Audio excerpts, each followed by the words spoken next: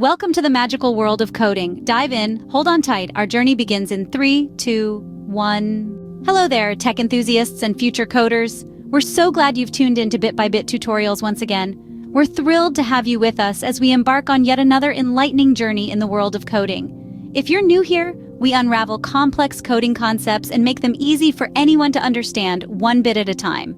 If you find our content helpful, don't forget to hit that like button and subscribe to our channel. It helps us create more quality content for you. Now let's dive into today's topic: code planning, a crucial yet often overlooked aspect of programming. Stay tuned, you're in for a treat. Have you ever wondered how to plan your code in a human-readable language? Welcome to the intriguing world of code planning. Code planning is like drawing a map before embarking on a journey. It helps you visualize your path, anticipate roadblocks, and find the most efficient route to your destination. Now imagine doing this for your code. Sounds helpful, right?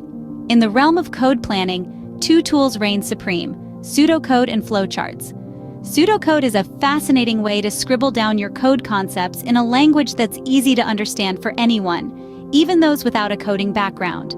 It's like writing a story about what your code will do. On the other hand, flowcharts are visual diagrams mapping out the path your code will take.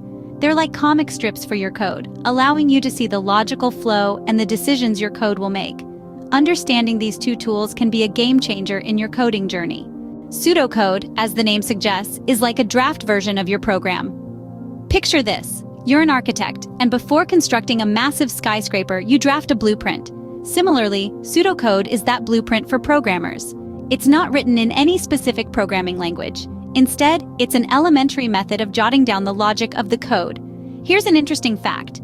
The term pseudocode is derived from the Greek word pseudo, meaning false, and code, signifying instructions. It's a set of false instructions not because they're incorrect, but because they're not written in a language that a computer can understand. It's a language that we, humans, find easier to decipher. Pseudocode is like a translator, bridging the gap between human thought and the rigid syntax of programming languages. It's a stripped-down version of your program, devoid of the syntax and rules that could make coding seem intimidating to some. It allows you to focus solely on the logic and flow of your program, without getting bogged down by the specifics of a particular programming language. This simplicity and freedom makes pseudocode an excellent tool for planning out complex programs. Imagine you're working on a project that involves multiple steps, conditions, and loops. Trying to code it all in one go without a plan could be overwhelming, like trying to solve a maze without a map. Pseudocode provides that map, helping you visualize your solution and break down the problem into manageable chunks. But don't think pseudocode is only for complex projects. Even for simpler tasks, it's a good habit to first chalk out your approach in pseudocode. It helps you identify potential pitfalls and optimize your solution before you pour hours into coding. This way, pseudocode saves you time and effort in the long run. So, whether you're a seasoned programmer or just dipping your toes into the world of coding, pseudocode can be your best friend. It's your thinking space, your scratchpad, your blueprint. In a nutshell, pseudocode is your plan, your roadmap before diving into the actual coding process. Now let's switch gears to another powerful planning tool: flowcharts. Flowcharts are like the blueprints of computer programming. They are visual representations of algorithms, which are essentially the step-by-step procedures a program follows to solve a problem or achieve a goal. Imagine a flowchart as a map guiding you through the intricate web of an algorithm. It uses a series of shapes and arrows, each with its own specific meaning, to represent the flow of a program. Let's break it down. The rectangle, for instance, is used to represent a process or an operation. This could be something as simple as adding two numbers or something more complex like calculating the factorial of a number.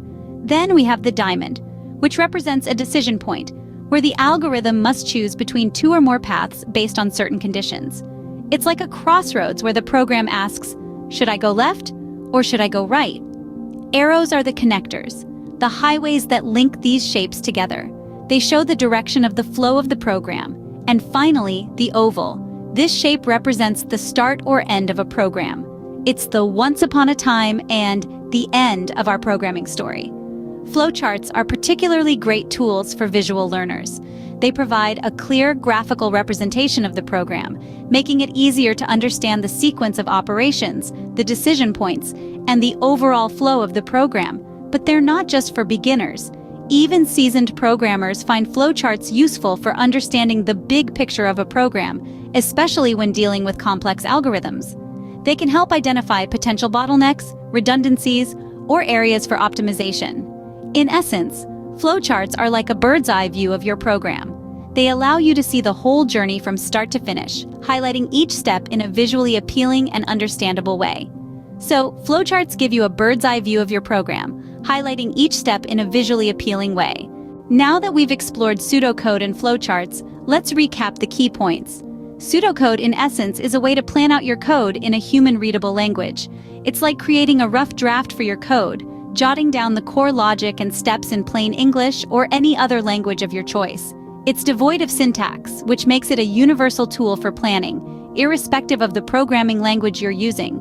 It's like a bridge that connects your initial idea to the actual code, making the transition smoother and easier to manage.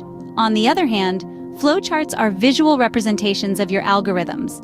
They employ symbols, arrows, and text to depict the flow of your program. Flowcharts can be especially helpful when dealing with complex algorithms, as they allow you to visualize the entire process, making it easier to identify any potential issues or bottlenecks. They can be as detailed or as abstract as you want them to be, providing a high-level overview or diving deep into the intricacies of your code. Both pseudocode and flowcharts play a critical role in the planning stage of coding. They allow you to conceptualize your ideas, outline your steps, and predict potential challenges. They can significantly reduce the time spent on debugging and troubleshooting, as they enable you to spot errors even before you start coding. Moreover, they foster better understanding and communication, especially when working in a team, as they make your code more accessible and comprehensible to others. In conclusion, pseudocode and flowcharts are not just tools, but powerful allies in your coding journey. They simplify the process, reduce errors, and ultimately make you a better programmer. So, don't overlook their importance. Embrace them, practice them, and incorporate them into your routine. Remember, a well-planned code is half the work done, so start planning with pseudocode and flowcharts and watch your coding skills soar.